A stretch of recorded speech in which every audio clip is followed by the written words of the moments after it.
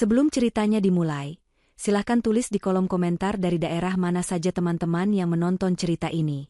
Jangan lupa like dan subscribe agar channel ini bisa semakin berkembang dan bisa mempersembahkan cerita yang lebih menarik lagi. Udara di dalam ruang rapat utama terasa dingin, jauh lebih dingin dari biasanya. Pendingin ruangan bekerja maksimal, namun hawa dingin yang paling menusuk justru datang dari 3 orang yang duduk di meja mahoni raksasa yang permukaannya berkilauan. Sinta menatap pantulan wajahnya yang sedikit kabur di atas meja, melihat sosok wanita yang tampak tenang luar biasa, kontras dengan badai yang sedang mengamuk di hadapannya. Di seberangnya, Ardhito, pria yang selama 5 tahun ini disebutnya suami, duduk dengan postur angkuh. Tangannya melingkari pinggang seorang wanita lain, Lisa, yang menempel di sisinya seperti parasit yang akhirnya menemukan inang terkuat. Ruangan ini, yang berada di puncak gedung Adiwangsa Tower, dengan pemandangan Cakrawala Jakarta yang tak terhalang, adalah saksi bisu dari kerja keras Sinta selama bertahun-tahun. Ironisnya, tempat ini pula yang dipilih Ardhito untuk menjadi panggung kehancurannya. Jadi, kurasa kau sudah mengerti, Sinta, suara Ardhito memecah keheningan. Suaranya berat dan penuh kepuasan diri, seolah ia baru saja memenangkan sebuah pertempuran epik. Rapat Dewan Direksi pagi ini sudah bulat. Kontribusimu selama ini, yah, kita hargai. Tapi perusahaan butuh penyegaran. Visi yang baru, energi yang lebih muda. Ardhito melirik Lisa dengan tatapan memuja, seolah wanita di sampingnya adalah sumber segala inspirasi. Lisa membalasnya dengan senyum manis yang palsu, matanya melirik Sinta dengan kilatan kemenangan yang tak bisa disembunyikan. Visi baru, energi yang lebih muda. Sinta hampir tertawa mendengar klise murahan itu. Visi yang disebut Ardhito adalah visi Sinta, yang ia curi sedikit demi sedikit dari proposal dan rencana strategis yang Sinta kerjakan hingga larut malam. Energi yang lebih muda itu kini duduk di sampingnya, mengenakan gaun merah menyala yang harganya mungkin setara dengan gaji manajer junior selama 3 bulan. Gaun yang dibeli menggunakan kartu kredit perusahaan yang terhubung dengan rekening atas nama Ardhito. Selamat, Sinta. Ini adalah hari bahagiamu. Lanjut Ardhito, nadanya kini berubah menjadi ejekan yang terang-terangan. Sekarang kamu dipecat. Bawa semua barang-barang pribadimu dari sini. Jangan pernah injakkan kakimu di gedung ini lagi. Karena perusahaan ini, perusahaan senilai 115 miliar ini, sudah sah jadi milikku. Ardhito menekan setiap katanya, seolah sedang menikmati setiap detik dari penderitaan yang ia bayangkan terukir di wajah Sinta. Ia berhenti sejenak, mungkin menunggu reaksi. Menunggu air mata, teriakan, atau mungkin permohonan. Namun, ia tidak mendapatkan apapun. Sinta hanya diam, ekspresinya tidak terbaca. Dan posisimu sebagai direktur pengembangan, Ardhito tersenyum lebar, akan diisi oleh Lisa. Dia punya banyak ide segar yang akan membawa perusahaan ini terbang lebih tinggi. Lisa terkikik pelan, mengelus lengan Ardhito dengan manja. Aku tidak sabar untuk mulai bekerja, sayang. Aku punya banyak rencana untuk merombak departemen itu. Terlalu banyak orang tua yang lamban di sana. Sinta menatap Lisa, benar-benar menatapnya untuk pertama kali hari ini. Ia melihat ambisi kosong di mata wanita itu. Ambisi untuk memiliki, bukan untuk membangun. Ambisi untuk menikmati, bukan untuk berjuang. Lisa tidak tahu apa-apa tentang perusahaan ini. Ia tidak pernah merasakan getirnya mencari investor pertama, tegangnya menunggu persetujuan pinjaman bank, atau lelahnya begadang semalaman hanya untuk memastikan sistem penggajian karyawan berjalan lancar tepat waktu. Lisa hanya melihat hasil akhirnya, sebuah kerajaan bisnis yang megah dan siap untuk ia nikmati. Sebuah kerajaan yang dibangun dengan darah, keringat, dan air mata Sinta. Oh, satu lagi, Ardhito menambahkan, seolah baru teringat detail kecil yang tidak penting. Untuk surat cerai, akan kukirimkan ke rumahmu besok pagi. Pengacaraku sudah mengurus semuanya. Kau tidak akan mendapatkan sepeser pun dari perusahaan ini. Semua aset sudah atas namaku. Kau masuk ke pernikahan ini dengan tangan kosong, dan kau akan keluar dengan cara yang sama. Akhirnya, Sinta bergerak. Ia menghela nafas panjang, sebuah helaan nafas yang terdengar seperti kelegaan, bukan keputusasaan. Kemudian, sebuah senyum tipis mulai terukir di bibirnya. Bukan senyum sedih atau senyum getir yang dipaksakan. Itu adalah senyum yang tulus, tenang, dan berbahaya. Senyum seseorang yang memegang semua kartu as sementara lawannya mengira mereka telah menang. Ardhito dan Lisa tertegun melihat senyum itu. Senyum itu salah. Seharusnya Sinta hancur. Seharusnya ia menangis meraung-raung. Tapi senyum itu terasa seperti hinaan yang jauh lebih dalam daripada kata-kata makian manapun. Kenapa kau tersenyum? Tanya Ardhito, nada arogansinya sedikit goyah. Sinta tidak langsung menjawab. Matanya beralih ke jam digital besar yang tergantung di dinding. Pukul 14.45. Waktunya sempurna. Semua sistem sudah siap. Semua jebakan sudah terpasang. Selama berbulan-bulan, ia telah mempersiapkan hari ini. Sejak pertama kali ia mencium aroma parfum asing di kemeja Ardhito. Sejak ia melihat tagihan kartu kredit untuk perhiasan yang tak pernah ia terima. Sejak ia tanpa sengaja mendengar percakapan telepon Ardhito dengan ayahnya, di mana mereka tertawa bersama merencanakan cara untuk menyingkirkannya setelah proyek besar terakhir berhasil diamankan. Mereka menganggapnya bodoh dan naif. Kesalahan terbesar mereka adalah meremehkannya. Ia menatap Ardhito, senyumnya tidak memudar. Baiklah, aku akan mengambil barang-barangku. Ia berdiri, merapikan blazernya yang seputih gading. Gerakannya anggun dan tidak tergesa-gesa. Semoga kamu menikmati 15 menit ke depan, Ardhito. Ucapan itu terdengar aneh. Bukan sebuah ancaman, lebih seperti sebuah pernyataan fakta yang dingin. 15 menit. Kenapa 15 menit? Ardhito mengerutkan kening, mencoba mencari makna tersembunyi, tetapi otaknya yang dipenuhi euforia kemenangan gagal memprosesnya. Ia mendengus, menganggapnya sebagai ocehan putus asa dari wanita yang kalah. Tentu saja aku akan menikmatinya. Bukan hanya 15 menit ke depan, tapi sisa hidupku, balas Ardhito sombong. Sekarang, pergilah. Pemandangan wajahmu merusak perayaanku. Sinta tidak mengatakan apa-apa lagi. Ia berbalik dan berjalan menuju pintu. Langkahnya mantap dan tenang. Setiap langkahnya terasa ringan, seolah beban berat yang selama ini ia pikul terangkat begitu saja. Saat tangannya menyentuh gagang pintu, ia berhenti sejenak. Tanpa menoleh ke belakang, ia mengeluarkan ponselnya dari saku. Dengan satu gerakan ibu jari yang cepat, ia mengirim sebuah pesan singkat ke nomor yang sudah ia hafal di luar kepala. Pesan itu hanya terdiri dari 2 kata. Aktifkan protokol Phoenix. Pesan terkirim. Centang biru muncul seketika. Sinta memasukkan kembali ponselnya ke saku, membuka pintu, dan melangkah keluar dari ruangan itu tanpa menoleh sedikit pun. Di belakangnya, ia bisa mendengar suara letupan tutup botol sampanye, diikuti oleh tawa kemenangan Ardhito dan Lisa yang melengking. Mereka tidak tahu, perayaan itu akan menjadi perayaan terakhir mereka. Hitung mundur 15 menit telah dimulai. Suara tawa Ardhito memenuhi ruang rapat yang luas itu. Ia menuangkan sampanye mahal ke dalam 2 gelas kristal dengan gerakan teatrikal. Busa keemasan meluap, menetes ke atas meja mahoni yang harganya ratusan juta. Ardhito tidak peduli. Hari ini, ia adalah raja dunia. Ia telah berhasil mendapatkan segalanya. Perusahaan, kekuasaan, dan wanita cantik yang kini menatapnya dengan penuh puja. Lisa menerima gelas sampanye dengan jari-jari lentiknya, senyumnya merekah sempurna. Ia sudah membayangkan kehidupannya yang baru. Pesta-pesta mewah, liburan keliling dunia, akses tanpa batas ke kekayaan yang baru saja jatuh ke pangkuannya. Untuk kita, kata Ardhito, mengangkat gelasnya tinggi-tinggi. Untuk masa depan baru Adiwangsa Corp. Di bawah kepemimpinanku. Untuk kita, sayang, sahut Lisa. Dan untuk menyingkirkan masa lalu yang membosankan. Mereka membenturkan gelas mereka. Suara denting kristal yang nyaring terdengar begitu merdu di telinga mereka. Mereka meminum sampanye itu dalam satu tegukan, merasakan sensasi dingin dan tajam mengalir di tenggorokan mereka. Ardhito meraih pinggang Lisa dan menariknya mendekat, menciumnya dengan kasar, penuh gairah kemenangan. Di tengah ciuman itu, ia membisikkan janji-janji manis. Tentang jet pribadi baru, apartemen mewah di Paris, dan posisi Lisa sebagai wanita paling berkuasa di lingkaran sosialita Jakarta. Lisa hanya bisa tertawa bahagia, merasa semua impiannya terwujud dalam sekejap. Ia tidak pernah berpikir semudah ini untuk merebut segalanya dari wanita bodoh seperti Sinta. Sinta yang selalu bekerja keras, yang terlalu sibuk dengan angka dan data, yang tidak pernah sadar bahwa suaminya perlahan-lahan mencuri kerajaannya dari bawah hidungnya. Tepat saat jarum jam di dinding menunjukkan pukul 15, sesuatu terjadi. Sesuatu yang sangat tiba-tiba dan tidak terduga. Lampu kristal mewah di atas kepala mereka berkedip sekali, lalu mati.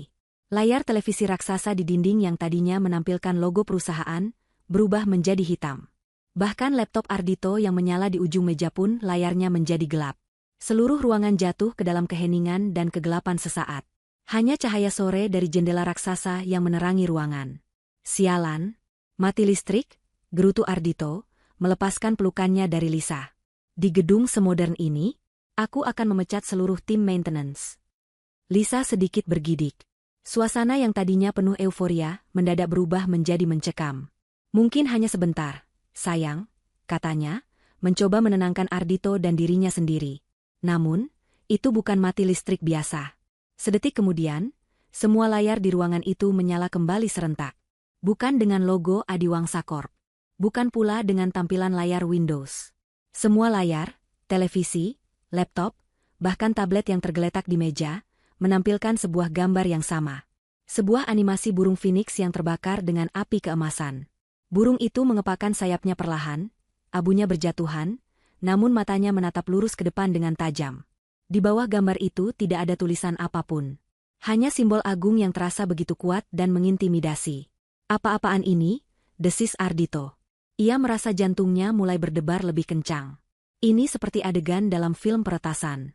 Tapi siapa yang berani melakukannya di perusahaannya? Ia segera mencoba menggerakkan mouse laptopnya. Kursor tidak bergerak. Ia menekan kombinasi tombol di keyboard. Tidak ada respons. Laptopnya lumpuh total, hanya menampilkan logo Phoenix yang terus bergerak anggun. Kepanikan mulai merayapinya. Ia meraih kartu aksesnya yang tergeletak di meja, kartu akses CEO dengan level tertinggi, dan berlari menuju pintu. Ia harus keluar, mencari tahu apa yang terjadi. Ia menempelkan kartunya ke panel sensor di samping pintu. Bip, bip, bip. Lampu sensor menyala merah. Di layar kecil panel tertulis, akses ditolak. Tidak mungkin, teriak Ardhito, menempelkan kartunya berulang kali dengan kasar. Hasilnya tetap sama. Akses ditolak. Ia, sang pemilik perusahaan, terkunci di dalam ruang rapatnya sendiri. Dito, ada apa ini? Suara Lisa mulai bergetar. Senyum kemenangannya telah lenyap, digantikan oleh ekspresi cemas. Ardhito tidak menjawab. Otaknya berputar cepat. Ia harus menghubungi seseorang. Kepala IT. Ya, Tirtayasa. Pria tua itu pasti bisa mengatasi masalah teknis ini. Dengan tangan sedikit gemetar, Ardhito mengeluarkan ponselnya dan mencari kontak Tirtayasa. Ia menekan tombol panggil dan menempelkan ponsel ke telinganya. Nada sambung berbunyi sekali, 2 kali, lalu terputus. Panggilan itu tidak dijawab, melainkan langsung dialihkan ke sebuah sistem. Suara yang dikenalnya dengan baik terdengar dari speaker ponsel. Suara yang dingin, datar, dan tanpa emosi. Itu adalah suara Sinta, tetapi terdengar seperti rekaman mesin. Selamat datang di sistem darurat Adiwangsa. Semua jalur komunikasi eksternal dan internal saat ini berada di bawah kendali pemilik yang sah. Keamanan Anda tidak terancam. Harap tetap tenang. Terima kasih atas partisipasi Anda. Klik. Sambungan terputus. Ardhito membeku di tempat. Ponselnya nyaris terlepas dari genggamannya. Pemilik yang sah. Partisipasi Anda. Kata-kata itu bergema di kepalanya. Partisipasi? Seolah ia hanyalah seorang peserta dalam sebuah permainan besar. Dan suara Sinta. Bagaimana mungkin? Bagaimana mungkin wanita itu bisa mengendalikan seluruh sistem di gedung ini? Sinta. Ini pasti perbuatan Sinta. Teriaknya frustrasi, melempar ponselnya ke sofa kulit. Wanita gila itu. Apa yang dia lakukan? Lisa memandangnya dengan ngeri. Bagaimana bisa? Dia kan hanya Sinta. Dia tidak mungkin bisa melakukan ini semua. Aku tidak tahu, bentak Ardhito. Rasa paniknya kini bercampur dengan amarah yang meluap-luap. Ia mulai berjalan mondar-mandir seperti singa dalam kandang. Ia mencoba pintu darurat, terkunci. Ia mencoba interkom, mati. Ia melihat keluar jendela, ke arah kota Jakarta yang ramai di bawah sana. Semuanya tampak normal. Hanya di dalam kerajaannya inilah kekacauan sedang terjadi. Kemudian, ia teringat sesuatu. 15 menit. Ucapan terakhir Sinta sebelum ia pergi. Semoga kamu menikmati 15 menit ke depan. Sekarang ia mengerti. Itu bukan ocehan. Itu adalah sebuah peringatan. Sebuah hitung mundur menuju kudeta yang telah direncanakan dengan sempurna. Tiba-tiba, sistem pengeras suara di langit-langit ruang rapat berbunyi statis, lalu mengeluarkan suara. Bukan suara Sinta. Kali ini, sebuah alunan musik klasik yang megah dan dramatis mulai mengalun. Musik yang terdengar seperti musik latar untuk sebuah tragedi besar. Ardhito merasa bulu kuduknya berdiri. Suasana ini benar-benar dirancang untuk menghancurkan mentalnya. Siapa sebenarnya wanita itu?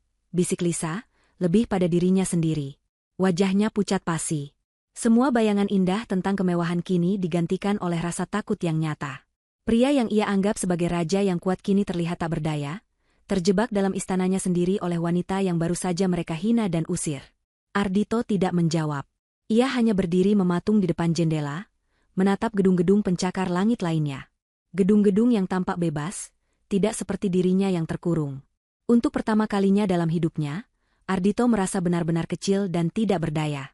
Getaran pertama dari keruntuhan ini terasa jauh lebih dahsyat dari yang pernah ia bayangkan. Ini bukan sekadar peretasan atau sabotase kecil. Ini adalah pengambil alihan total yang dilakukan dengan presisi seorang ahli strategi militer. Dan ia sama sekali tidak tahu apa langkah Sinta selanjutnya. Musik klasik yang mengalun dari pengeras suara terdengar, seperti musik pengiring sebuah pemakaman. Pemakaman bagi kekuasaan Ardhito. Setiap nada yang megah terasa seperti menertawakan kepanikannya. Ia bersandar di dinding kaca, napasnya memburu, matanya menatap liar ke sekeliling ruangan yang terasa semakin menyempit. Lisa duduk meringkuk di sofa, wajahnya yang tadi dipoles riasan mahal kini basah oleh air mata ketakutan. Ia tidak lagi menatap Ardhito dengan puja, melainkan dengan campuran antara ngeri dan tuduhan. Pria yang menjanjikannya dunia kini bahkan tidak bisa membuka pintu. Amarah Ardhito kembali mendidih, mengalahkan rasa takutnya untuk sesaat. Ia tidak bisa diam saja seperti ini. Ia adalah Ardhito Pratama, seorang CEO yang disegani. Ia tidak akan kalah oleh permainan murahan mantan istrinya.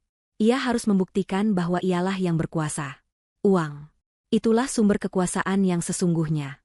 Selama ia mengendalikan uang perusahaan, ia masih bisa membalikkan keadaan. Ia bisa menyewa tim peretas terbaik di negara ini, untuk merebut kembali sistemnya. Ia bisa membayar orang untuk menemukan Sinta dan membuatnya membayar atas penghinaan ini. Ponsel pribadinya memang sudah diblokir, tetapi di ruang rapat ini ada satu perangkat komunikasi lain. Sebuah telepon konferensi canggih yang terpasang di tengah meja, dengan jalur khusus yang terhubung langsung ke jaringan telekomunikasi utama, sebuah jalur yang mungkin Sinta lupakan. Dengan secercah harapan, Ardhito menyalakan telepon itu. Layarnya menyala, menunjukkan nada sambung. Berhasil. Ia merasa seperti seorang narapidana yang berhasil menemukan celah di tembok penjaranya. Dengan cepat, ia menekan nomor telepon pribadi manajer bank kepercayaannya, Pak Surya. Pria itu selalu melayaninya dengan hormat, membungkuk setiap kali mereka bertemu. Ia pasti akan membantunya. Telepon tersambung. Halo, Surya di sini, terdengar suara di seberang sana. Surya. Ini aku, Ardhito. Dengar, aku butuh bantuanmu segera. Kata Ardhito dengan nada memerintah, mencoba terdengar setenang mungkin meski jantungnya berdebar kencang. Ada jeda sejenak di seberang. Selamat sore, Pak Ardhito. Ada yang bisa saya bantu? Nada suara Pak Surya terdengar berbeda. Lebih formal, dingin, dan tidak ada sedikitpun kehangatan yang biasa ia tunjukkan. Aku butuh kau memblokir semua akses ke rekening Adiwangsa Corp. Sekarang juga. Sistem kami sedang diretas. Segera bekukan semua aset sampai aku datang langsung ke bank. Jangan biarkan ada Rp1 pun yang keluar dari rekening itu tanpa perintah langsung dariku. Seru Ardhito. Lagi-lagi hening sesaat. Ardhito bisa mendengar suara ketikan keyboard di latar belakang. Mohon ditunggu sebentar. Pak, saya akan memeriksa status rekening perusahaan Anda. Ardhito menunggu dengan tidak sabar. Ia melirik Lisa, memberinya tatapan yang seolah berkata, "Lihat, aku masih memegang kendali." Lisa hanya menatapnya kosong.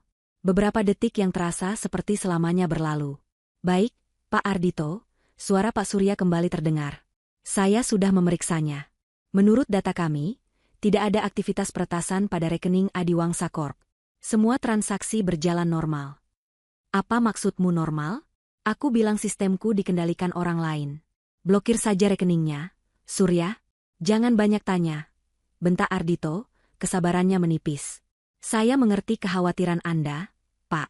Namun, saya tidak bisa memenuhi permintaan Anda. Jawab Pak Surya dengan nada yang sama datarnya. Darah Ardhito serasa mendidih. Apa katamu? Kau tidak bisa? Aku ini nasabah prioritas utamamu. Aku yang membuat Bank MU kaya raya. Kau tahu berapa banyak uangku yang tersimpan di sana? Saya tahu betul, Pak. Tapi sayangnya, menurut sistem kami, Anda tidak lagi memiliki wewenang untuk memberikan instruksi apapun terkait rekening Adiwangsa Corp. Jelas Pak Surya. Pagi tadi, kami menerima aktivasi otomatis dari sebuah klausul dalam dokumen kepemilikan primer perusahaan Anda. Klausul Phoenix, namanya. Klausul tersebut menyatakan bahwa seluruh kendali finansial, hak suara, dan wewenang eksekutif kini telah beralih sepenuhnya ke pemilik saham pengendali yang sah, yaitu Ibu Sinta Adiwangsa. Dunia Ardhito seakan berhenti berputar. Sinta Adiwangsa. Nama belakang yang tidak pernah Sinta gunakan. Nama belakang ayahnya. Klausul Phoenix. Nama yang sama dengan logo di layar komputernya. Semua ini sudah direncanakan. Itu tidak mungkin. Itu dokumen palsu. Pekik Ardhito, suaranya terdengar melengking putus asa. Aku pemiliknya. Aku CEO-nya. Maaf, Pak Ardhito. Semua dokumen sudah terverifikasi secara legal dan digital. Sistem kami tidak memungkinkan adanya pemalsuan. Jika ada keluhan lebih lanjut, silakan hubungi tim legal kami. Selain itu, tidak ada lagi yang bisa saya bantu. Selamat sore. Klik. Sambungan telepon diputus dari seberang. Ardhito menatap telepon konferensi itu dengan tatapan kosong. Tangannya terkulai lemas ke sisi tubuhnya. Ia kalah. Di ranah finansial, ia sudah kalah telak. Lisa, yang mendengar percakapan itu, kini menatapnya dengan horor murni. Pria di hadapannya bukan lagi seorang raja, melainkan seorang penipu yang topengnya baru saja dicopot paksa. Tapi Ardhito belum mau menyerah. Masih ada satu hal lagi. Bukti fisik. Dokumen kepemilikan. Akta perusahaan. Sertifikat saham. Semuanya ia simpan di brankas tersembunyi di balik lukisan pemandangan di dinding ruang rapat. Selama ia memegang kertas-kertas itu, ia masih punya bukti untuk melawan di pengadilan. Dengan langkah gontai, ia menuju lukisan itu dan menyingkapnya. Di baliknya, sebuah brankas digital dengan pemindai sidik jari tertanam di dinding. Ia menempelkan ibu jarinya. Lampu hijau menyala dan pintu brankas yang tebal terbuka dengan bunyi mendesis. Sedikit kelegaan menyelimutinya. Setidaknya Sinta tidak mengunci akses fisiknya. Ia berpikir Sinta telah melakukan kesalahan. Tapi ia salah besar. Sinta sengaja membiarkannya terbuka.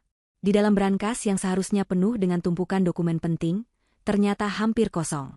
Tidak ada sertifikat saham, tidak ada akta, tidak ada apapun. Yang ada hanyalah sebuah amplop berwarna gading yang tergeletak tepat di tengah.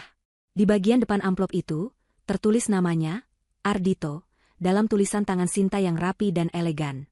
Dengan tangan gemetar hebat, ia mengambil amplop itu. Terasa ringan, terlalu ringan. Ia merobeknya dengan kasar dan mengeluarkan selembar kertas di dalamnya.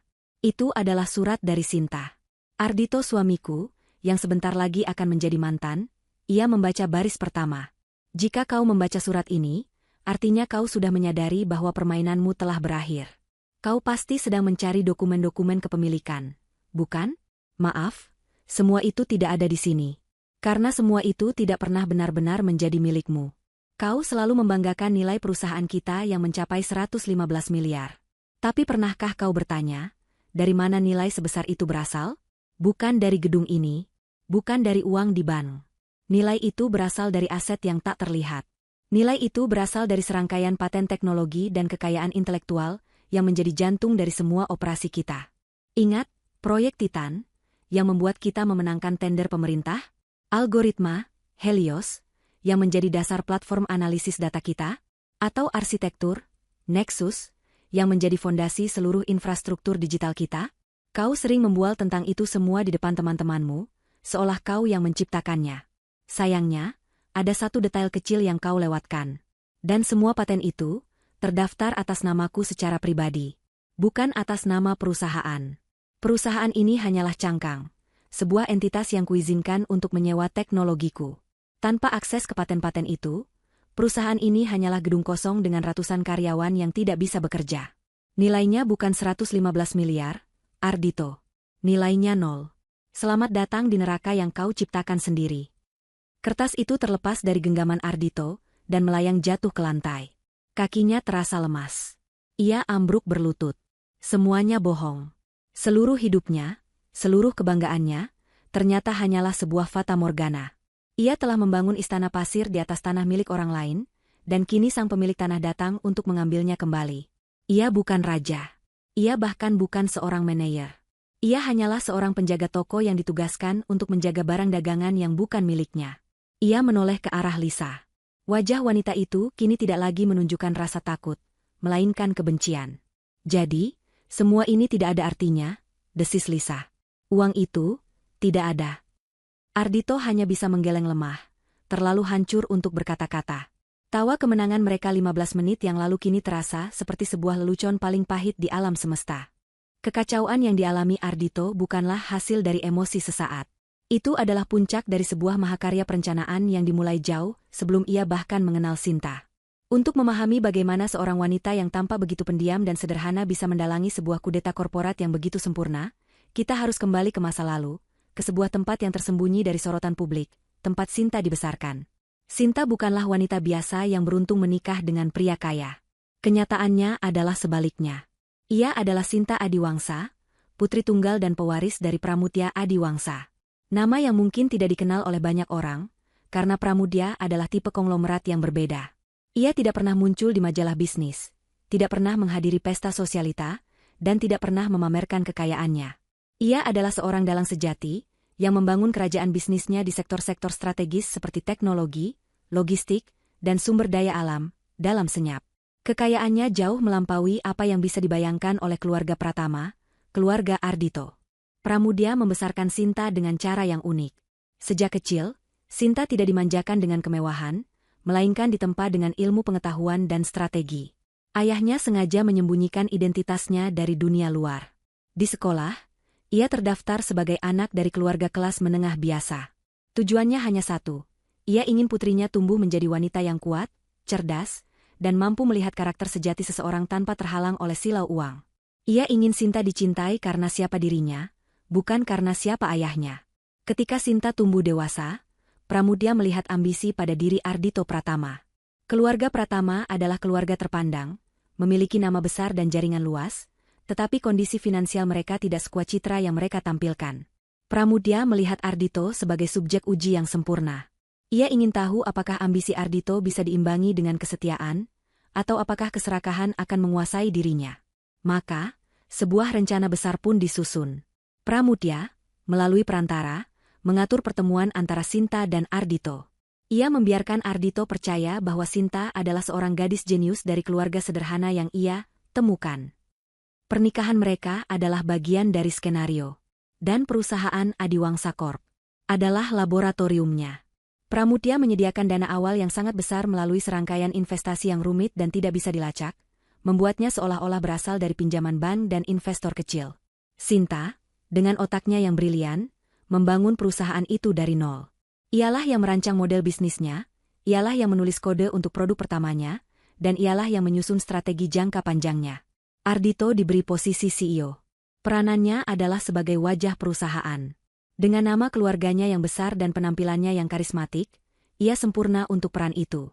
Ia bertugas menghadapi media, menjalin relasi, dan menghadiri pertemuan-pertemuan yang tidak penting. Sementara itu, Sinta, dalam perannya sebagai direktur pengembangan yang pendiam, adalah otak sebenarnya yang menjalankan segalanya dari balik layar.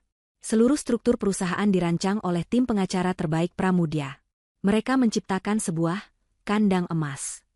Di atas kertas, Ardhito memiliki saham mayoritas dan kendali penuh. Namun, tersembunyi di dalam anggaran dasar perusahaan, ada sebuah klausul tidur yang sangat rahasia, klausul Phoenix. Klausul ini hanya bisa diaktifkan oleh Sinta, dengan menggunakan kode biometrik dan sandi berlapis yang hanya ia dan ayahnya yang tahu. Jika diaktifkan, klausul ini akan secara instan dan tanpa bisa diganggu-gugat mentransfer 100% hak suara dan kepemilikan atas semua kekayaan intelektual yang terhubung dengan perusahaan ke tangan Sinta. Itu adalah tombol penghancur yang disamarkan sebagai dokumen hukum. Pada awalnya, Sinta menjalankan perannya dengan profesional. Ia bahkan sempat berharap Ardhito akan lulus ujian dari ayahnya. Ia melihat potensi dalam diri Ardhito. Ia berharap ambisi pria itu akan diimbangi oleh cinta dan rasa hormat. Ada saat-saat di awal pernikahan mereka di mana Ardhito menunjukkan sisi baiknya, membuatnya berpikir bahwa mungkin saja rencana ayahnya ini bisa menghasilkan akhir yang bahagia. Namun, seiring berjalannya waktu dan semakin suksesnya perusahaan, sifat asli Ardhito mulai muncul ke permukaan. Ia menjadi arogan, meremehkan kontribusi Sinta, dan mulai menganggap semua kesuksesan perusahaan sebagai hasil karyanya sendiri. Ia mulai berselingkuh, menghabiskan uang perusahaan untuk kemewahan pribadi, dan yang terburuk, ia mulai berkonspirasi dengan keluarganya untuk mencari cara menyingkirkan Sinta sepenuhnya dari perusahaan setelah mereka merasa tidak lagi membutuhkannya. Sinta, dengan akses penuh ke seluruh jaringan komunikasi dan keamanan perusahaan yang ia bangun sendiri, mengetahui semuanya. Setiap panggilan telepon, setiap email, setiap pesan teks. Ia melihat pengkhianatan itu terungkap di depan matanya, bit demi bit, data demi data. Harapan kecil yang pernah ia miliki untuk Ardhito mati total, digantikan oleh resolusi yang dingin dan tajam. Ujian ini telah berakhir. Dan Ardhito gagal total. Ia tidak langsung bertindak. Ia menunggu. Ia mengumpulkan lebih banyak bukti, memperkuat sistem keamanannya, dan mempersiapkan semua langkahnya dengan presisi yang sempurna. Ia membiarkan Ardhito semakin besar kepala, semakin merasa tak tersentuh. Ia memberinya tali yang cukup panjang untuk Ardhito menggantung dirinya sendiri. Hari pemecatan itu, yang Ardhito kira adalah hari kemenangannya, sebenarnya adalah hari eksekusi yang tanggalnya telah ditetapkan oleh Sinta sejak berbulan-bulan lalu. Saat ini, sementara Ardhito dan Lisa terjebak dalam keputusasaan di puncak menara, Sinta tidak berada jauh dari sana. Ia duduk di sebuah ruang kontrol tersembunyi di lantai bawah tanah sebuah gedung lain yang tidak mencolok, beberapa blok dari Adiwangsa Tower. Di hadapannya, puluhan monitor menampilkan setiap sudut di dalam gedung kantornya, termasuk audio dan video langsung dari ruang rapat tempat Ardhito berada. Ia menyaksikan kehancuran suaminya dengan ekspresi tenang. Tidak ada kebencian, tidak ada kemarahan. Hanya ada rasa puas dari sebuah pekerjaan yang diselesaikan dengan baik. Ponselnya bergetar. Sebuah pesan masuk dari Tuan Wijoyo, kepala tim pengacara ayahnya, pria tua yang telah mengabdi pada keluarganya seumur hidup. Semua aset finansial sudah diamankan. Pihak bank sudah bekerja sama penuh. Bukti-bukti rencana kriminal Tuan Ardhito juga sudah kami kumpulkan dan siap diserahkan. Kapan kita jatuhkan palu terakhir, Nona Sinta? Sinta menatap layar yang menampilkan wajah Ardhito yang pucat dan kalah. Ini baru permulaan. Ia belum selesai. Hukuman finansial saja tidak cukup untuk pengkhianatan seperti ini. Ia mengetik balasannya dengan jemari yang mantap. Tunggu instruksi saya, Tuan Wijoyo. Pertunjukannya baru saja dimulai. Di dalam ruang kontrolnya yang sunyi, Sinta menatap monitor utama yang menampilkan wajah Ardhito yang pucat dan hancur. Musik klasik yang tadi mengalun di ruang rapat telah berhenti, digantikan oleh keheningan yang jauh lebih menekan. Keheningan yang memaksa Ardhito dan Lisa untuk tenggelam dalam realita baru mereka yang mengerikan. Sinta bisa melihat Lisa yang mulai histeris, menyalahkan Ardhito atas kebodohannya, sementara Ardhito hanya bisa duduk terdiam, tatapannya kosong. Mereka mungkin berpikir ini adalah puncak dari pembalasan Sinta. Mereka salah. Ini baru pemanasan. Apa yang Sinta lakukan hari ini bukanlah reaksi spontan atas perselingkuhan dan pemecatan. Itu adalah sebuah eksekusi yang tak terhindarkan, yang dipicu oleh sebuah dosa yang jauh lebih gelap dan tak terampuni.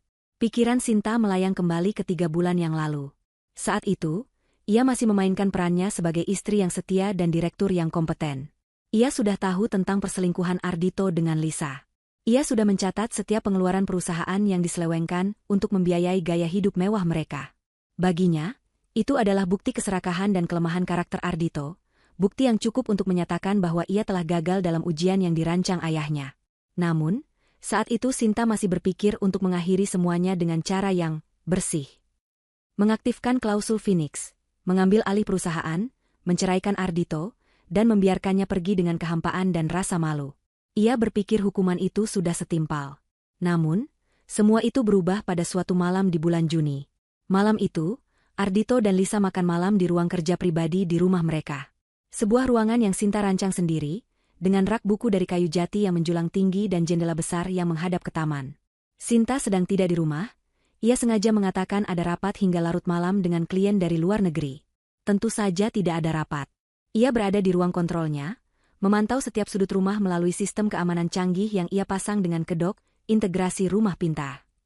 Ardhito, dalam arogansinya, tidak pernah berpikir untuk mempertanyakan kamera-kamera mini yang tersembunyi di dalam detektor asap, atau mikrofon seukuran kepala jarum yang tertanam di bingkai foto digital. Sinta menyaksikan mereka dari monitornya. Ardhito menuangkan anggur mahal, Lisa tertawa manja. Awalnya, percakapan mereka terdengar biasa, penuh dengan rencana liburan dan gosip tentang kolega mereka. Namun, perlahan tapi pasti, topik pembicaraan mereka beralih ke bisnis. Ke inti masalah mereka. Aku sudah bicara dengan orang dari perusahaan kompetitor, kata Ardhito. Suaranya sedikit pelan seolah takut ada yang mendengar, padahal ia berada di rumahnya sendiri. Mereka sangat tertarik dengan algoritma Helios. Mereka bersedia membayar mahal untuk mendapatkan kode sumbernya. Sangat, sangat mahal. Lisa mencondongkan tubuhnya, matanya berbinar karena keserakahan. Berapa mahal, sayang? Cukup untuk membuat kita bisa pensiun saat ini juga dan hidup seperti raja dan ratu di pulau pribadi kita sendiri, jawab Ardhito. Masalahnya, paten itu terikat dengan nama Sinta. Aku tidak bisa menjualnya tanpa tanda tangannya. Kalau begitu buat saja dia menandatanganinya, kata Lisa enteng. Beri dia sebagian kecil dari uangnya, katakan itu bonus atau semacamnya. Dia kan bodoh, dia pasti percaya. Ardhito menggeleng. Tidak semudah itu. Sinta mungkin pendiam, tapi dia tidak bodoh soal angka dan dokumen. Dia akan tahu ada yang tidak beres. Dia satu-satunya penghalang antara kita dan kebebasan finansial seumur hidup. Lisa menyesap anggurnya, matanya menerawang. Ada kilat dingin di matanya saat ia menatap Ardhito. Sayang, katanya dengan suara lembut yang mengerikan. Terkadang, jika ada sebuah penghalang yang tidak bisa dipindahkan, maka penghalang itu harus dihilangkan. Ardhito terdiam. Ia mengerti arah pembicaraan ini. Apa maksudmu? Tanyanya, meski ia tahu persis apa maksudnya. Sinta suka sekali mengemudi sendirian ke villa di puncak saat akhir pekan. Bukan? Lanjut Lisa, seolah sedang merencanakan sebuah kejutan pesta ulang tahun. Jalanan di sana curam dan berkelok-kelok. Banyak sekali kecelakaan terjadi di sana. Remblong, misalnya. Hal-hal seperti itu terjadi setiap saat. Sebuah kecelakaan yang tragis. Semua orang akan berduka.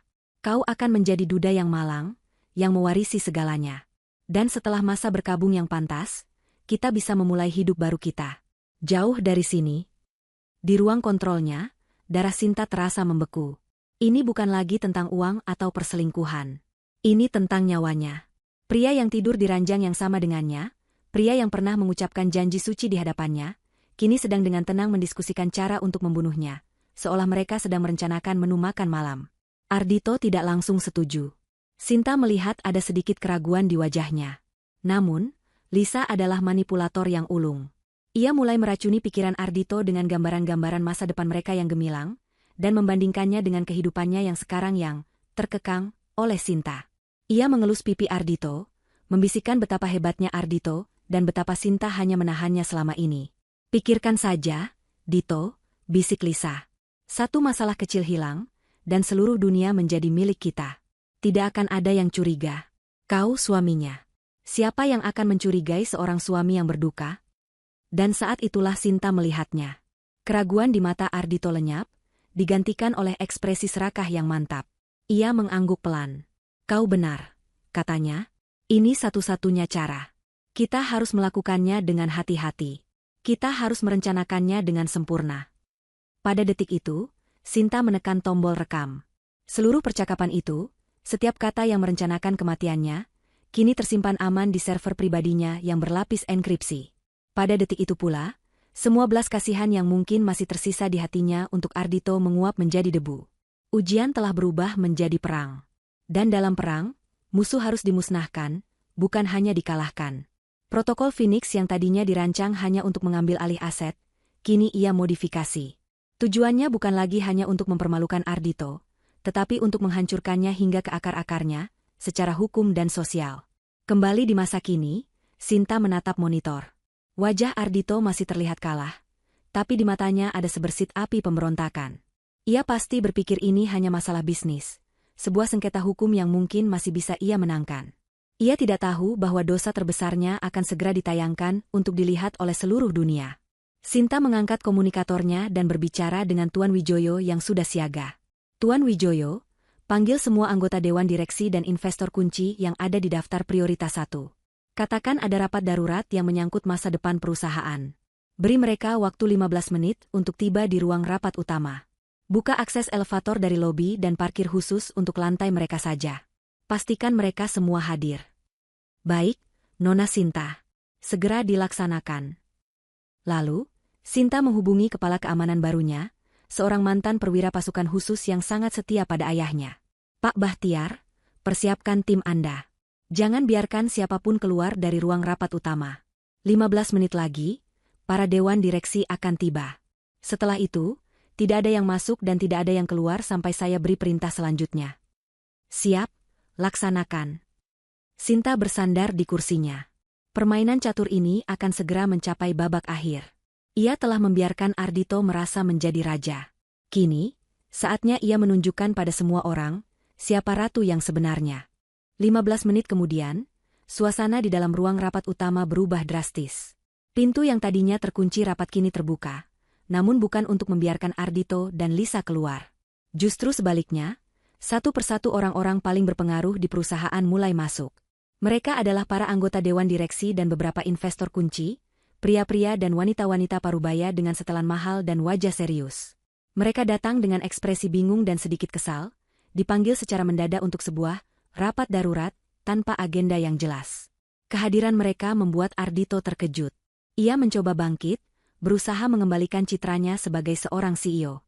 Bapak-bapak, ibu-ibu, terima kasih sudah datang. Maaf atas pemanggilan mendadak ini, sedang terjadi sedikit masalah teknis. Katanya, suaranya terdengar serak dan tidak meyakinkan. Namun, tidak ada yang memperhatikannya. Mata mereka semua tertuju pada pemandangan aneh di ruangan itu, Lisa yang duduk menangis terseduh-seduh di sofa dan Ardhito yang tampak kacau balau. Sebelum ada yang sempat bertanya lebih jauh, pintu utama ruang rapat terbuka lebar sekali lagi. Semua kepala serentak menoleh. Di ambang pintu, berdiri Sinta. Penampilannya sangat berbeda dari Sinta yang mereka kenal selama ini. Ia tidak lagi mengenakan blus sederhana atau rok kerja yang konservatif. Malam ini, ia mengenakan setelan celana panjang berwarna hitam pekat yang dirancang sempurna, menonjolkan siluetnya yang ramping namun kuat. Rambutnya yang biasa diikat ekor kuda kini tergerai rapi membingkai wajahnya. Riasannya tipis namun tegas, menonjolkan matanya yang menatap tajam dan bibirnya yang menyiratkan determinasi. Ia tidak lagi memancarkan aura seorang istri pendukung yang pendiam, melainkan aura seorang pemimpin yang absolut dan tak terbantahkan. Di kedua sisi pintu, dua orang petugas keamanan berbadan tegap berdiri tegak. Saat Sinta melangkah masuk, mereka serempak membungkukkan kepala sedikit. "Selamat datang, Ibu Direktur Utama," ucap salah satu dari mereka dengan suara jelas dan tegas. Seluruh ruangan hening seketika. "Direktur Utama?" Gelar itu milik Ardhito. Ardhito sendiri membelalakan matanya, tidak percaya dengan apa yang baru saja ia dengar dan lihat. "Sinta, apa-apaan ini semua?" teriak Ardhito, amarah memberinya sedikit keberanian. "Beraninya kau menyebut dirimu Direktur Utama? Lancang. Satpam, usir wanita ini dari sini." Namun, kedua petugas keamanan itu tidak bergerak. Mereka hanya menatap lurus ke depan, seolah Ardhito hanyalah angin lalu. Sinta tidak mempedulikan teriakan Ardhito. Ia berjalan dengan langkah mantap dan tenang melewati para dewan direksi yang menatapnya dengan bingung. Ia berjalan lurus menuju kepala meja, tempat yang selalu diduduki oleh Ardhito. Ardhito berdiri di sana, mencoba menghalangi jalannya. "Ini tempatku," desis Ardhito. Sinta menatapnya, tatapannya begitu dingin hingga Ardhito merasa seperti ditusuk ribuan jarum es. "Dulu tempatmu," jawab Sinta singkat. Tanpa menunggu reaksi Ardhito, Sinta meletakkan tablet tipisnya di atas meja dan dengan satu sapuan jari, ia menghubungkannya ke proyektor raksasa di dinding. Logo Phoenix yang tadi memenuhi layar, kini lenyap. Sebagai gantinya, muncullah sebuah gambar video. Gambar dari kamera tersembunyi yang menampilkan ruang kerja di rumahnya.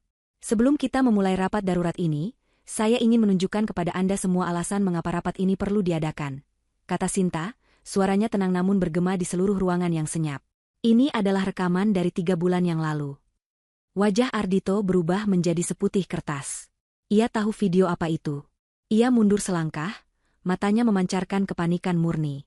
Jangan lakukan ini, Sinta, kumohon," bisiknya, suaranya bergetar. Tapi sudah terlambat. Sinta menekan tombol putar. Seluruh dewan direksi dan investor kini menyaksikan adegan makan malam antara Ardhito dan Lisa. Mereka mendengar dengan telinga mereka sendiri bagaimana Ardhito, CEO mereka, dengan santainya mendiskusikan rencana untuk menjual aset intelektual paling berharga milik perusahaan secara ilegal kepada kompetitor. Wajah para direktur mengeras. Ini adalah sebuah pengkhianatan korporat tingkat tertinggi. Kemudian, rekaman itu berlanjut. Mereka mendengar Lisa mengusulkan ide mengerikan untuk menghilangkan Sinta. Ruangan menjadi semakin senyap, udara terasa berat. Mereka menyaksikan bagaimana Ardhito, pria yang mereka percaya untuk memimpin perusahaan, menyetujui rencana untuk membunuh istrinya sendiri demi uang. Beberapa anggota dewan terkesiap. Seorang direktur wanita menutup mulutnya dengan ngeri. Sinta membiarkan video itu berjalan selama beberapa detik lagi, hingga kalimat persetujuan Ardhito, "Ini satu-satunya cara. Kita harus merencanakannya dengan sempurna," terdengar jelas, sebelum akhirnya ia menekan tombol jeda. Gambar di layar membeku pada wajah Ardhito yang tersenyum licik dan wajah Lisa yang penuh kemenangan. Keheningan yang menyelimuti ruangan itu terasa memekakkan telinga. Tidak ada lagi kebingungan di wajah para dewan direksi. Yang ada hanyalah keterkejutan, rasa jijik, dan amarah. Sinta membalikkan badannya menghadap mereka semua. Ia berdiri tegak di tempat yang seharusnya menjadi milik Ardhito, memancarkan kekuasaan mutlak. Ada pertanyaan? Tanyanya dengan nada dingin.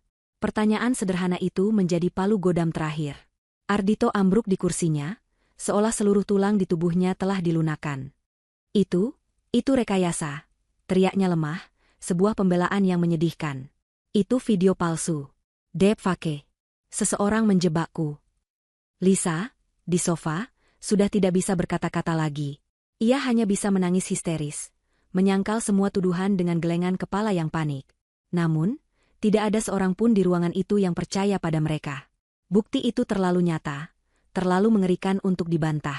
Kehancuran mereka kini menjadi tontonan publik. Reputasi, kehormatan, dan masa depan mereka musnah dalam sekejap, ditayangkan di layar selebar 3 meter. Sinta menatap Ardhito yang kini gemetar tak terkendali. Ia telah berhasil. Ia tidak hanya merebut kembali perusahaannya, ia telah mencopot semua topeng yang Ardhito kenakan, memperlihatkan wajah aslinya yang busuk di hadapan semua orang yang pernah menghormatinya. Pertunjukan penghinaan publik ini telah selesai dengan sempurna. Ia memberi sebuah anggukan kecil yang nyaris tak terlihat kepada Pak Bahtiar yang berdiri di dekat pintu. Pintu ruang rapat terbuka sekali lagi. Namun kali ini, yang masuk bukanlah dewan direksi, melainkan orang-orang yang akan memastikan bahwa pertunjukan ini diakhiri dengan ganjaran yang setimpal. Pintu ruang rapat yang kembali terbuka menjadi penanda babak akhir dari drama ini. Yang melangkah masuk bukanlah petugas keamanan biasa.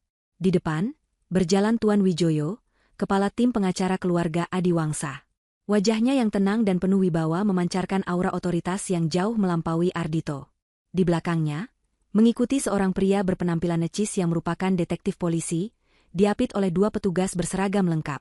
Kehadiran aparat penegak hukum di dalam ruang rapat dewan direksi adalah sebuah pemandangan yang begitu surreal, begitu mengejutkan, hingga semua orang di ruangan itu menahan napas. Bagi Ardhito, pemandangan itu adalah sambaran petir di siang bolong.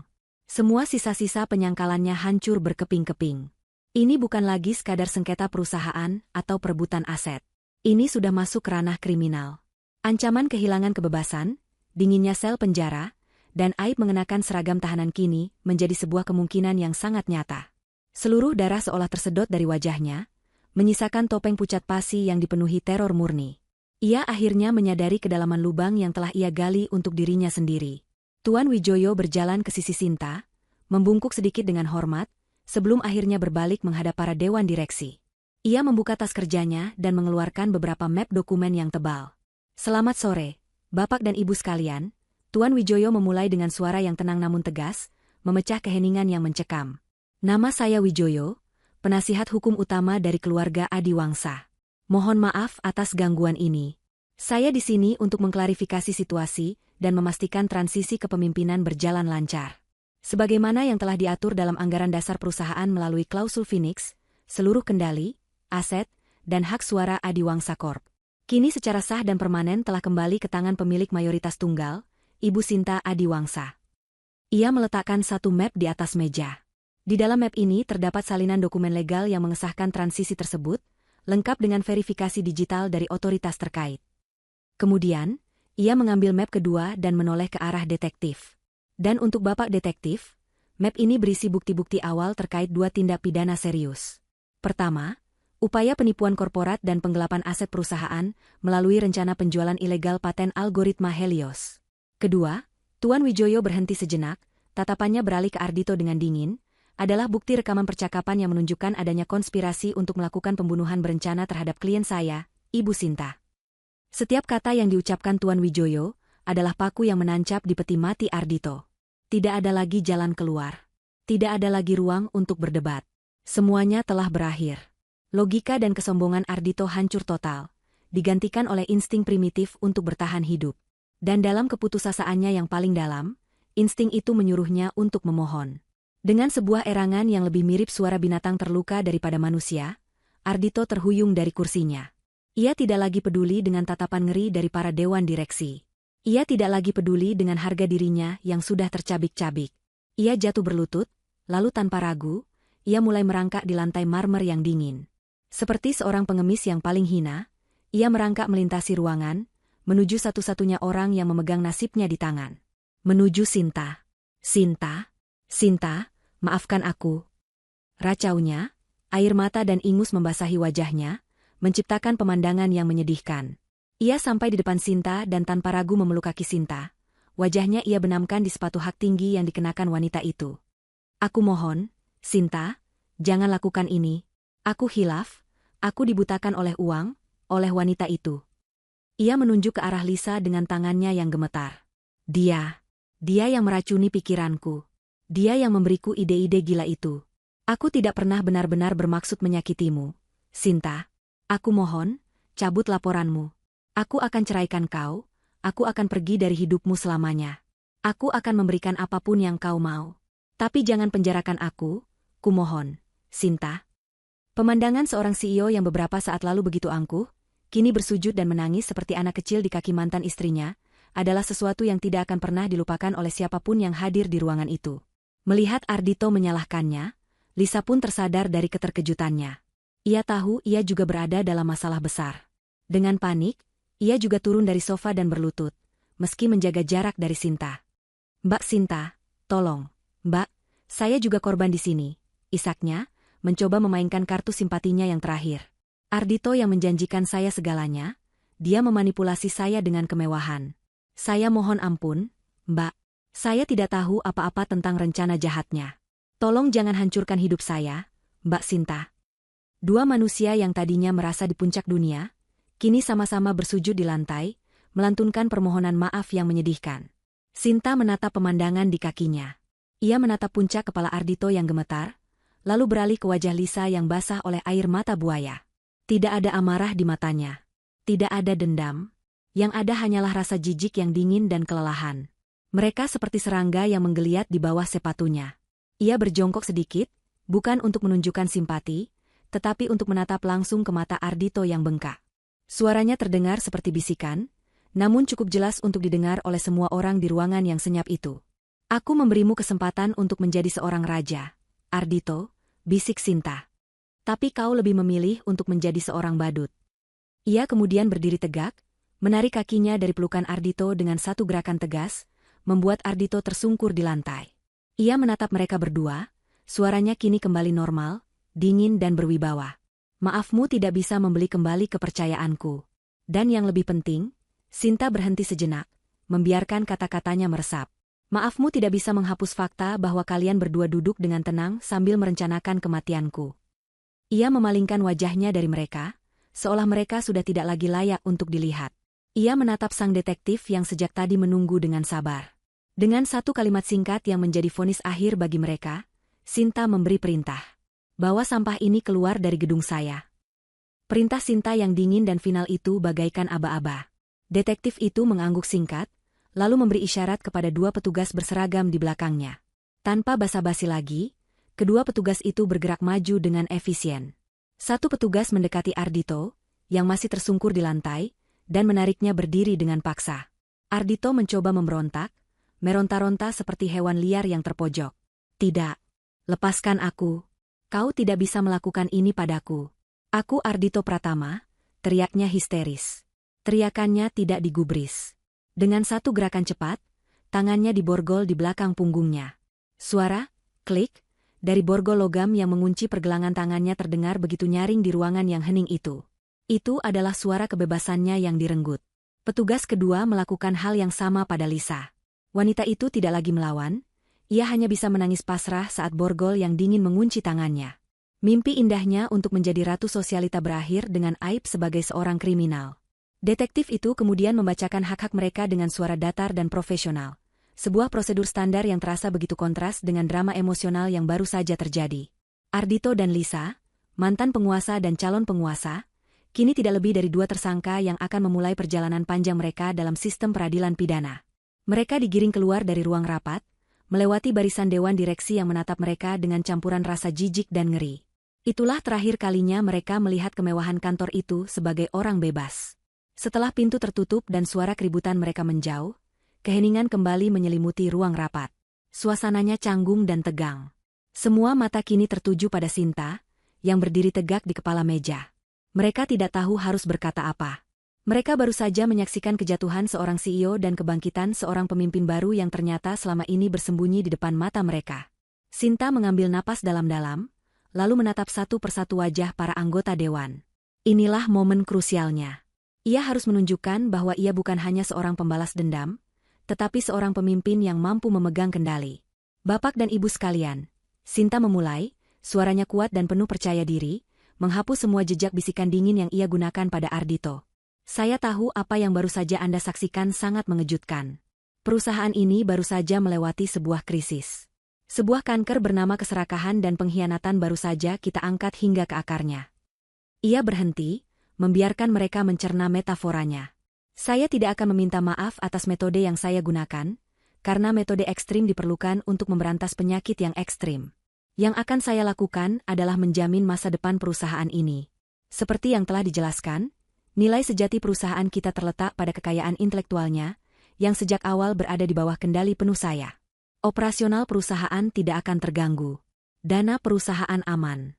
Dan yang terpenting, fondasi kita kokoh.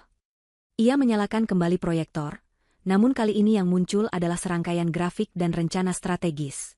Mulai besok, kita akan memulai era baru. Era transparansi, inovasi, dan integritas. Ini adalah beberapa proyek yang telah saya siapkan, yang selama ini tertahan karena visi yang sempit dari manajemen sebelumnya. Kita akan melakukan ekspansi ke pasar Asia Tenggara, meluncurkan 2 produk baru sebelum akhir tahun fiskal, dan mereformasi total budaya perusahaan kita. Para dewan direksi dan investor menatap layar dengan takjub.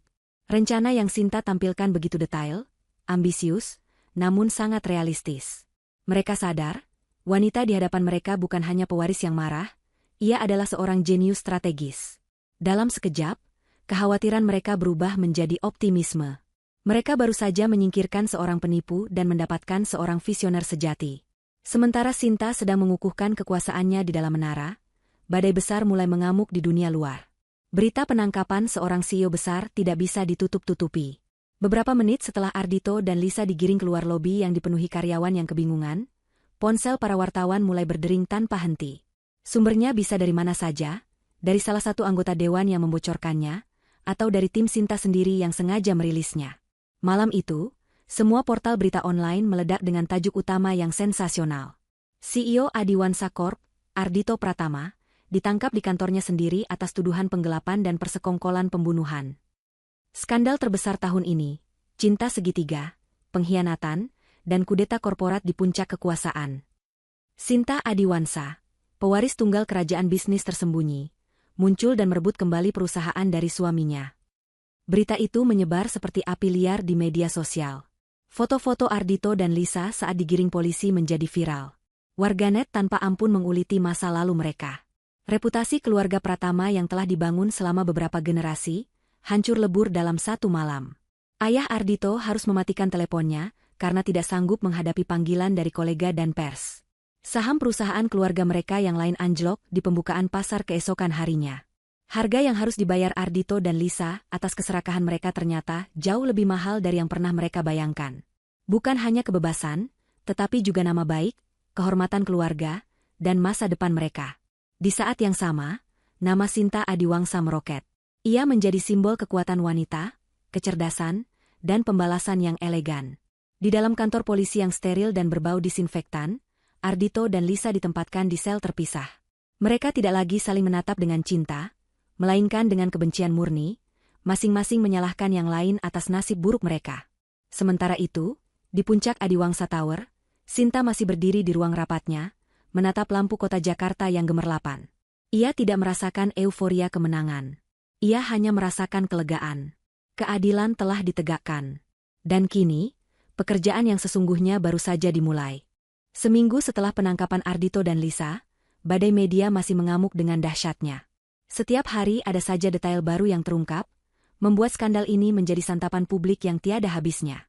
Di tengah kekacauan itu, Adiwangsa Corp seolah membisu. Tidak ada pernyataan resmi, tidak ada klarifikasi, selain dari berita penangkapan itu sendiri. Para analis pasar mulai berspekulasi, meramalkan kejatuhan perusahaan yang ditinggal pemimpinnya secara tragis. Mereka bertanya-tanya, siapa sebenarnya Sinta Adiwangsa ini? Mampukah seorang wanita yang selama ini berada di balik bayang-bayang, kini menahkodai sebuah kapal raksasa yang sedang dihantam badai? Pertanyaan itu akan segera terjawab. Sinta sengaja membiarkan publik berspekulasi. Ia menggunakan waktu seminggu itu bukan untuk bersembunyi, melainkan untuk bekerja dalam senyap. Ia melakukan konsolidasi internal, menunjuk dewan direksi interim yang ia percaya, memecat semua kroni Ardhito yang tidak kompeten, dan yang terpenting, mempersiapkan panggung untuk kemunculan perdananya. Ia tidak akan muncul sebagai korban yang perlu dikasihani. Ia akan muncul sebagai kekuatan alam yang tak terhentikan. Hari itu pun tiba. Sinta menggelar konferensi pers di ballroom utama Hotel Grand Hyatt. Ratusan wartawan dari media nasional dan internasional memadati ruangan, jauh melebihi kapasitas yang diperkirakan. Kilatan lampu kamera menyambar-nyambar tanpa henti, menciptakan lautan cahaya yang menyilaukan. Mereka semua haus akan berita, haus akan drama, dan siap untuk mencabik-cabik siapapun yang menunjukkan tanda-tanda kelemahan. Tepat pukul 2 siang, pintu utama terbuka. Sinta melangkah masuk, sendirian. Ia mengenakan gaun selutut berwarna biru tua, warnanya memancarkan ketenangan dan kekuatan. Langkahnya mantap saat ia berjalan melewati kerumunan wartawan menuju podium yang telah disiapkan. Tidak ada senyum, tidak ada keraguan. Matanya menatap lurus ke depan, seolah lautan manusia dan kilatan kamera itu hanyalah latar belakang panggungnya. Saat ia tiba di podium, seluruh ruangan mendadak hening. Semua orang menunggu. Sinta berdeham pelan, suaranya yang jernih terdengar jelas melalui sistem pengeras suara. "Selamat siang, rekan-rekan media. Terima kasih atas kehadiran Anda." Ia berhenti sejenak, menatap langsung ke arah kamera-kamera di depannya. "Saya tahu, ada banyak sekali pertanyaan dan spekulasi mengenai perusahaan kami selama seminggu terakhir. Hari ini, saya di sini untuk memberikan jawaban. Nama saya Sinta Adiwangsa. Dan mulai hari ini, saya secara resmi menjabat sebagai Presiden Direktur dan CEO dari perusahaan ini." Ia sengaja menggunakan nama belakang ayahnya, sebuah pernyataan publik yang menegaskan identitas dan haknya. Benar, perusahaan ini sedang melalui sebuah proses yang saya sebut sebagai pemurnian.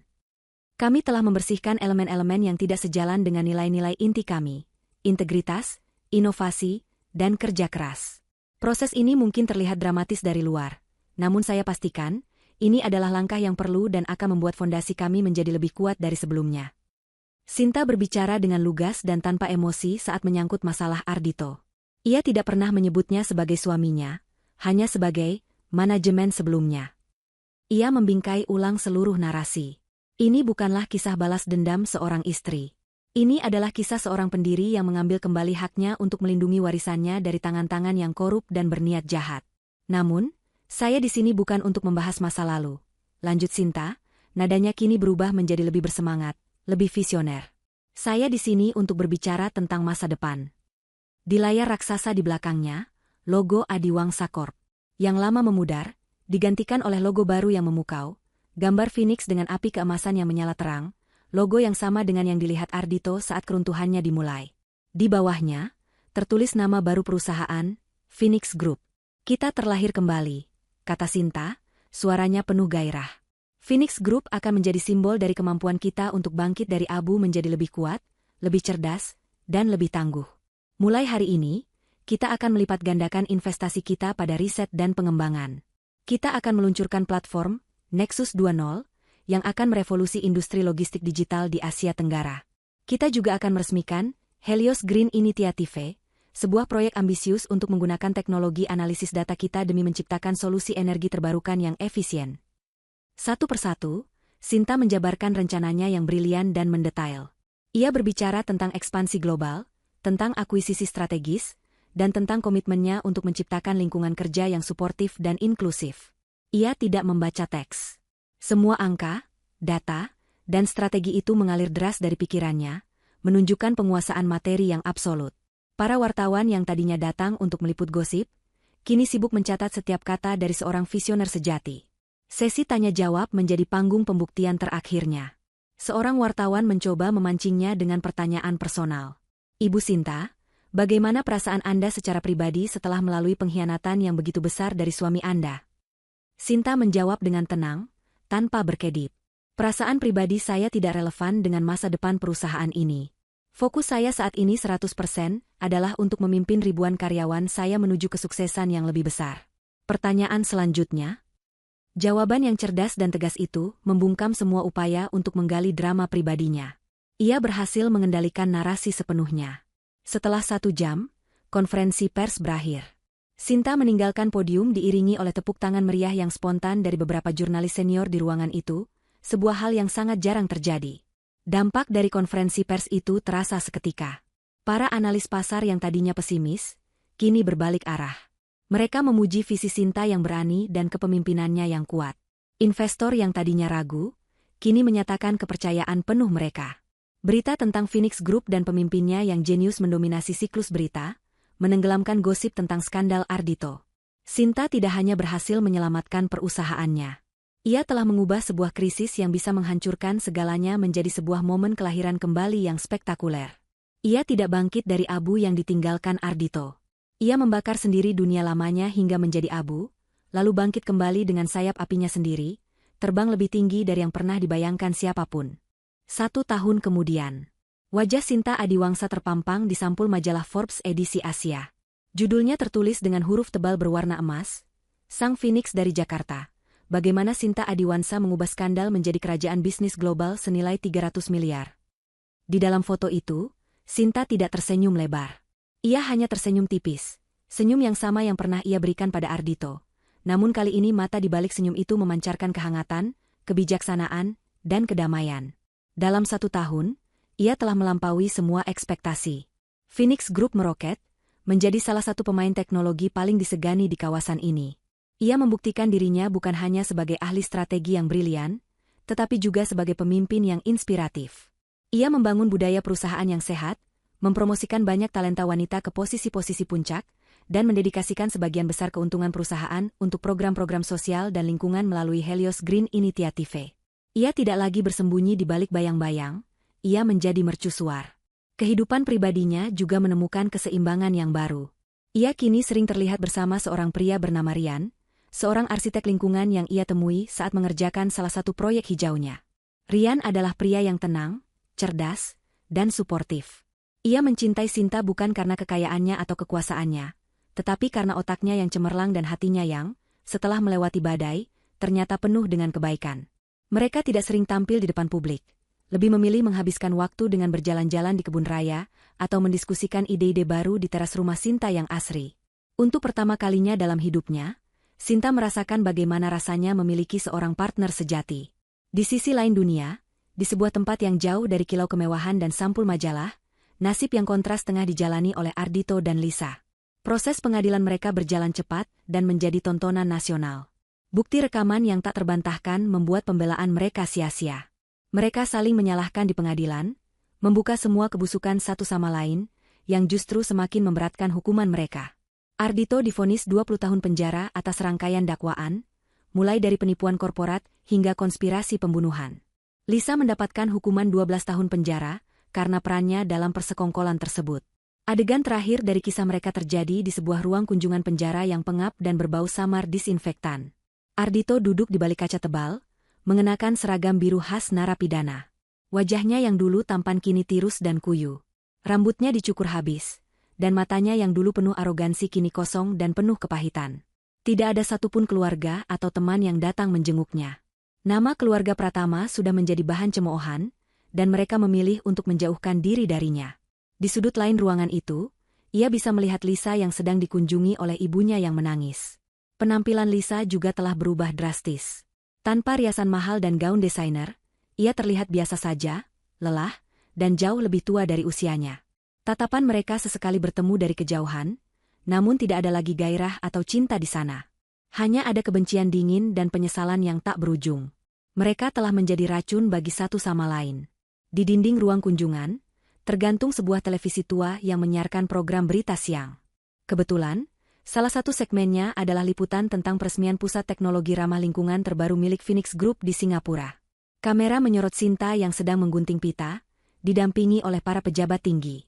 Ia tampak begitu berwibawa, begitu bahagia, dan begitu bersinar. Ardhito terpaku menatap layar televisi.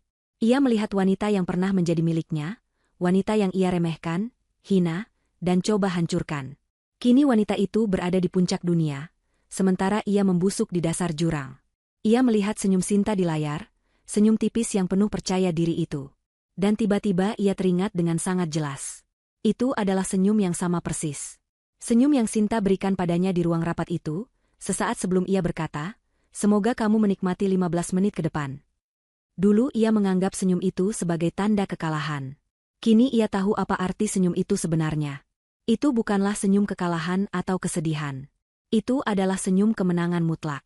Senyum seorang ratu yang sedang melakukan skakmat pada lawannya. Ardhito memalingkan wajahnya dari layar, menunduk menatap tangannya yang kasar. Tidak ada lagi yang bisa ia lakukan selain menjalani sisa hidupnya dalam penyesalan. Selamanya dihantui oleh senyum kemenangan Sinta dan harga yang harus ia bayar atas keserakahannya. Karma telah menemukan jalannya, di penghujung senja kehidupannya yang penuh kepalsuan. Sementara di luar sana, bagi Sinta, fajar yang baru saja dimulai.